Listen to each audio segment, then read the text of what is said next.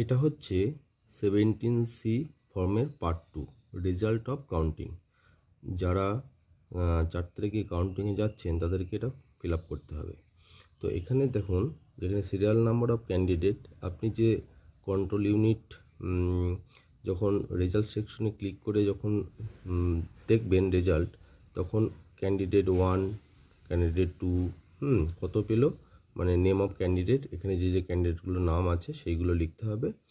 আর 1 নম্বর total কত পেলো control ইউনিটে, দেখুন number of votes as displayed on control unit, এখানে কন্ট্রোল ইউনিটে কত ভোট পেয়েছে সেটা এখানে লিখতে হবে।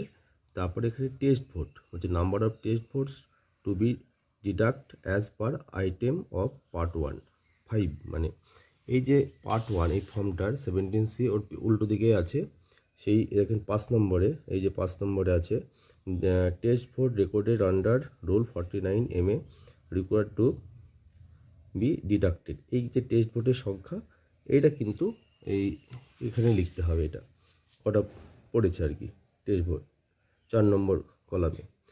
তারপর নাম্বার অফ ভ্যালিড ভোটস অর্থাৎ 3 - 4, এইখানে যে কটা ভোট পেয়েছে ক্যান্ডিডেট, আর যদি টেস্ট ভোট পেয়ে থাকে একটা বা দুটো, সেটা এটা থেকে এটা মাইনাস করে এখানে লিখতে হবে।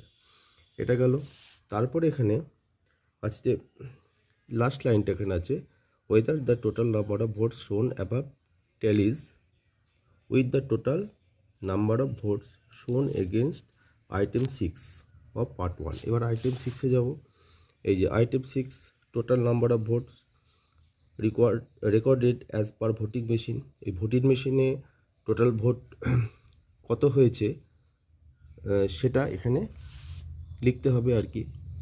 আর যদি কোনো মিসম্যাচ থাকে সেটাও লিখতে হবে, এবং দুটো টোটাল মিলে যেন একই হয় সেটা দেখতে হবে এখানে, টোটাল যেটা হবে টোটাল ধরে আর কি। তারপরে সিগনেচার অফ কাউন্টিং সুপারভাইজার, এখানে কাউন্টিং সুপারভাইজার যিনি থাকবেন তিনি সিগনেচার করবেন, নিচে ফুল সিগনেচার মানে ফুল সিগনেচার করতে হবে।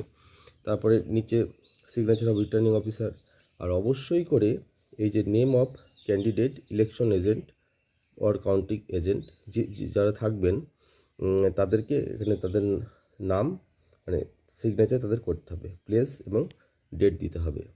তো পার্ট 1টা প্রিজাইডিং অফিসাররা ফিল আপ করে দিয়েছেন সেখানে, আর পার্ট 2টা যারা কাউন্টিং অফিসার হিসাবে যাবেন তাদেরকে এটা ফিল আপ করে